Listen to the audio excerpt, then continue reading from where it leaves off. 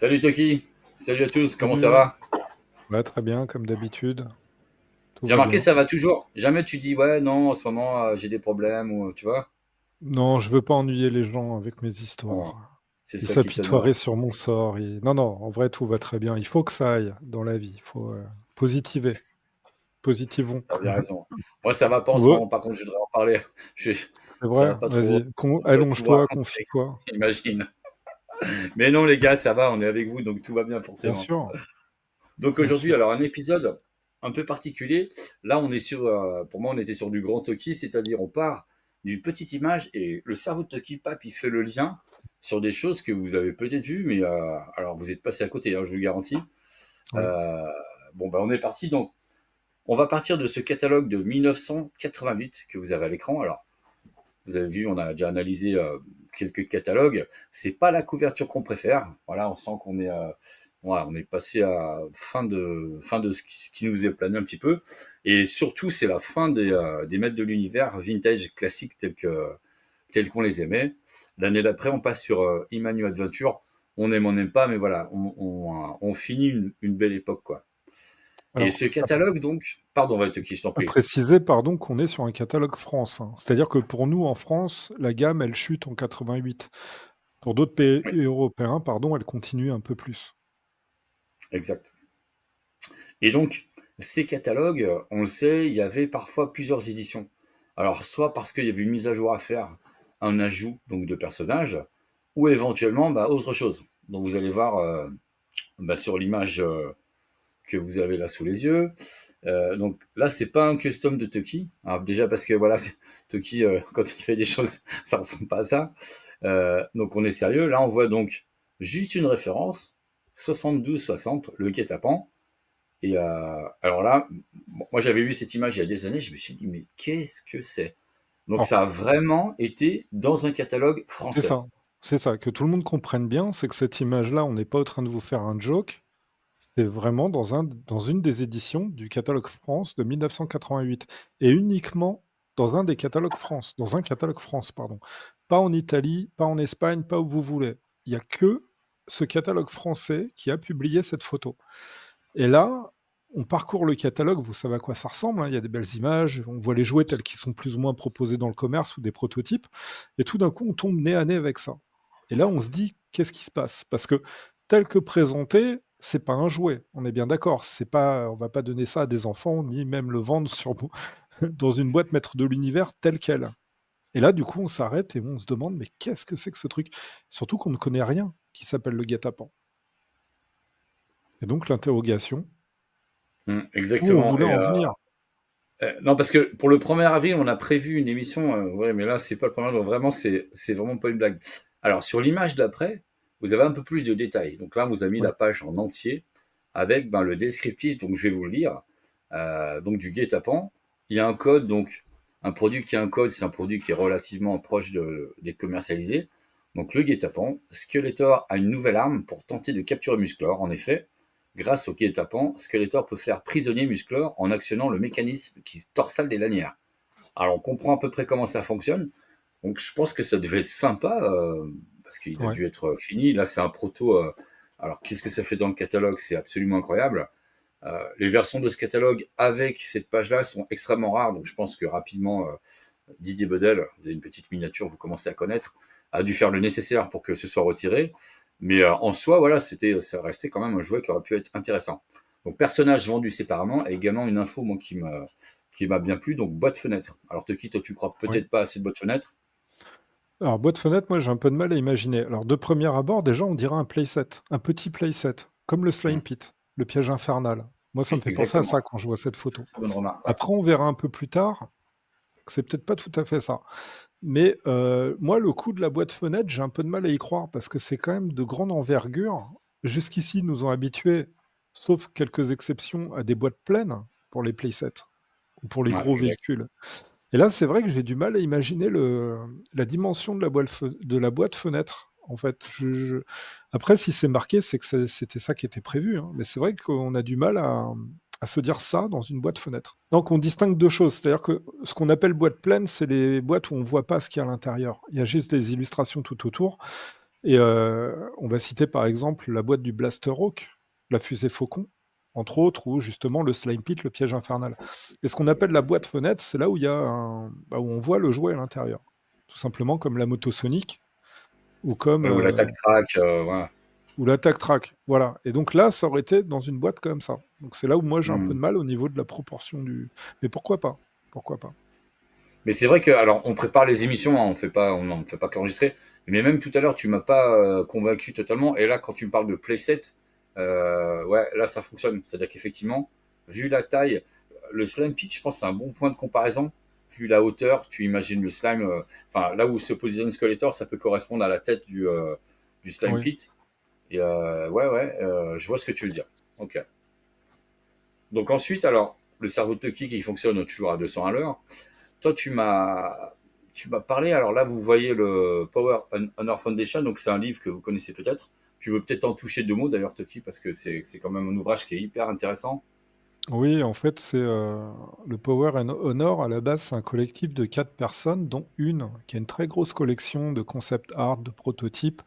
Et ils ont voulu en faire profiter tout le monde. Et ils ont sorti un livre un jour avec beaucoup d'illustrations, dont les petites illustrations qu'on voit là, et qui étaient des concepts en fait pour la gamme des Maîtres de l'Univers, pour l'après Maître de l'Univers, avant même Iman New Adventure. Et il y a eu un projet à cette période qui partait sur l'idée d'une série télé avec des acteurs. On sort de l'idée du dessin animé parce que peut-être qu'on se dit tiens, cette génération d'enfants a grandi, donc on peut se permettre d'aller plus loin. Le film aussi de 1987 qui a plu aux enfants, je pense. Enfin, les retours, je pense, n'étaient pas si mauvais que ça. Et donc on garde l'idée finalement de mettre des acteurs à l'écran et finalement de renouveler le concept de la gamme des maîtres de l'univers et on part sur quelque chose de nouveau. Et ça, c'est des concepts qui auraient servi pour cette série télé. Et donc, on voit effectivement qu'on sort un peu du cadre, on est un peu plus dans le côté militaire ou le côté spacieux. On n'a pas l'habitude de ce genre de véhicule, de playset, je ne sais pas comment appeler ce qu'on voit, dans la gamme vintage. Là, on sent qu'il y a Mhm. il y a un nouveau design, on part sur quelque chose d'un peu neuf. Donc, tu peux nous Carrément, mettre ouais. la slide d'après. Alors la stade d'après, ouais, là c'est vraiment toi qui vas maîtriser. Donc là, c'est la moto. Non, c'est arm. Donc c'est genre le bras qui blesse, en gros, si on traduit. Voilà, en fait, ça, c'est d'autres croquis simplement qui auraient servi pour cette fameuse série télé. Donc voilà, c'est juste pour vous mettre un peu dans l'ambiance. Et à savoir, les deux figurines laser qu'on a en fin de gamme en 1988 étaient prévues à la base pour cette série télé. Et c'est là où on va en arriver à quelque chose C'est énorme. d'assez intéressant. C'est qu'on a un autre croquis à vous présenter derrière, et c'est là où tout d'un coup, il T'es y a prêt? quelque chose qui J'envoie. va se passer Attention. dans votre tête. Parce que Ouais. là, vous allez normalement, si vous êtes normalement constitué, là, vous avez tout capté. Et là, tout d'un coup, on a celui-là. Et là, si on regarde bien, on a deux torsades sur les côtés. Et si on regarde bien la forme, alors l'angle de vue, évidemment, n'est pas le même que ce que vous avez vu sur le catalogue tout à l'heure. Mais si on regarde bien la forme et le personnage au-dessus, Mm. qui tire une espèce de manivelle, là, tout d'un coup, on percute. Et là, on se dit, mais attends, le guet-apens, mais c'est ça. Et effectivement, si on compare les deux, la forme principale, l'ossature, est la même. Et c'est là où finalement on n'est pas vraiment sur un playset parce que vous pouvez voir qu'il y a des roues. Donc c'est un véhicule. Un véhicule finalement qui capture Musclor. Et dans ce segment de projet de série télé, il était question d'un cristal. En fait, Musclor avait un cristal qui lui attribuait probablement tous les pouvoirs. Et l'idée, c'était d'arriver à lui prendre le cristal. Et ce guet-apens, finalement, était un piège. C'est-à-dire qu'on met le cristal, l'appât du gain en quelque sorte, Musclor veut le récupérer, et en allant le récupérer, bim, il est capturé. Et sur ce croquis-là, on voit bien qu'il y a le cristal volé à Musclor, à Iman, si on fait un C'est gros plan. génial. Et du coup, voilà notre guet-apens. Incroyable. Donc pendant Excellent. très longtemps, on s'est dit, c'est quoi sur ce catalogue, cette espèce d'ébauche à la MacGyver? On dit ça souvent entre nous en rigolant, parce qu'il y a deux morceaux de bois, il y a un élastique, Trois bouts de tu te dis, ficelle, ouais, ouais, c'est c'est ça. quoi le projet, quoi?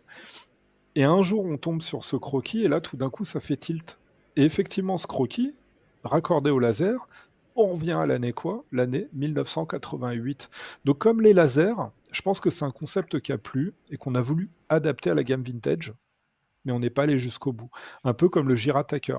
Pour ceux qui connaissent le Ouais. véhicule, on en fera sûrement une vidéo un jour.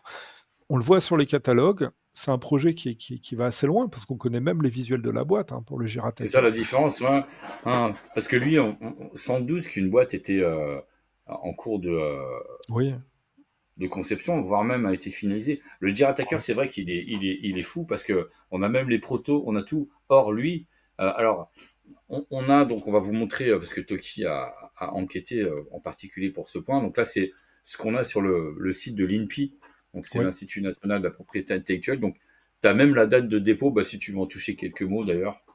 Bah, du guet-apens, tout simplement. On a retrouvé la date de dépôt, déposée par Mattel France, le 23 novembre 1987. Donc on est vraiment en Ok. fin 87, donc c'est vraiment un jouet qui est prévu pour de bon en 88, effectivement. Par contre, faites pas attention au 16 juin 2025 que vous voyez pardon, au-dessus.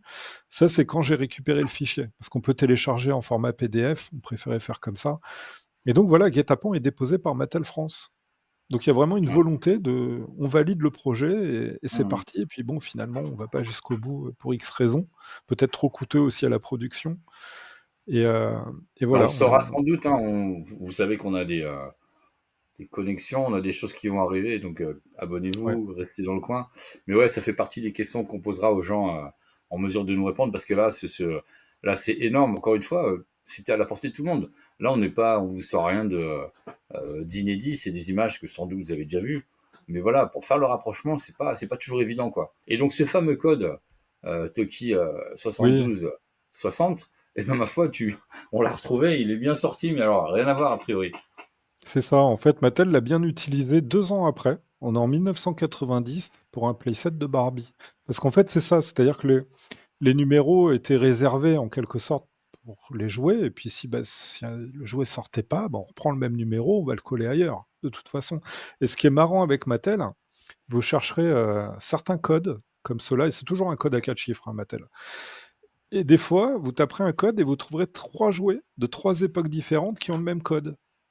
En fait, quand un jouet n'est plus en rayon, quand la gamme elle est finie, eh ben on reprend des fois certains codes pour les réadapter à d'autres gammes, pour s'en servir. Du coup, un code n'est pas unique à un jouet. Là, notamment le 72-60, je ne l'ai pas trouvé pour autre chose. Mais enfin, peut-être pour des choses plus récentes, pardon. Il me semble que j'ai vu un Jurassic World à vérifier. Mais c'est Ah. ça aussi qui est sympa, c'est de se rendre compte que voilà, c'est pas des choses uniques. Et bon, on n'a pas eu en maître de l'univers, donc ça prouve aussi qu'il est clairement pas sorti. Parce que des fois, on pourrait se dire, tiens, il y a eu des samples, il y a eu quelque chose dans le commerce. Non, celui-là, clairement pas, apparemment.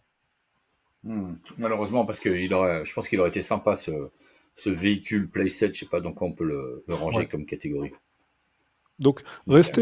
restez attentifs si tout ça, ça vous plaît, parce que on est en contact avec un bon panel de gens qui ont travaillé à l'époque dans la gamme Maître de l'Univers, que ce soit en France ou même un peu ailleurs. Et du coup, les réponses, on va les avoir.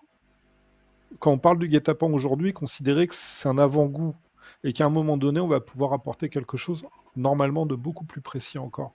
Donc restez à l'écoute, suivez-nous et je pense qu'on vous réserve pas mal de trucs sympas pour le futur. Et du coup, oui, si jamais éventuellement vous avez d'autres informations que nous, vous voulez compléter, vous voulez nous montrer peut-être même un autre catalogue ou limite une autre image apparaîtrait, parce que c'est pas dit que ce catalogue-là en France, il soit unique. Nous, on a vu que celui-là, donc pour moi, il n'y a que dans le catalogue français. Mais vu qu'il y a plusieurs éditions aussi dans les autres pays, peut-être qu'il y a une édition quelque part où il y aurait quelque chose de ce fameux guet-apens. Peut-être, ouais. Peut-être le nom en anglais. Moi, je voulais absolument trouver le nom en anglais, je ne l'ai pas trouvé. Parce que si on l'a déposé en français, c'est que l'anglais, il a été déposé quelque part. Je serais très curieux de savoir quel était le nom choisi, par exemple. Donc n'hésitez pas, vous nous laissez un commentaire, vous nous contactez. L'adresse email, vous la trouvez aussi dans la page de la chaîne, si vous voulez. Et, euh, et sous couvert d'anonymat, si vous voulez, voilà, on peut parler de la trouvaille, si vous en avez une à nous partager, et puis on garde le secret si vous voulez pas être connu. C'est vous qui voyez, mais n'hésitez pas en tout cas. J'aurais pas dit mieux. Bon, bah, fin de cet épisode. Toki, je te remercie. Abonnez-vous, likez. À très bientôt. Merci à tous. Sakalandia.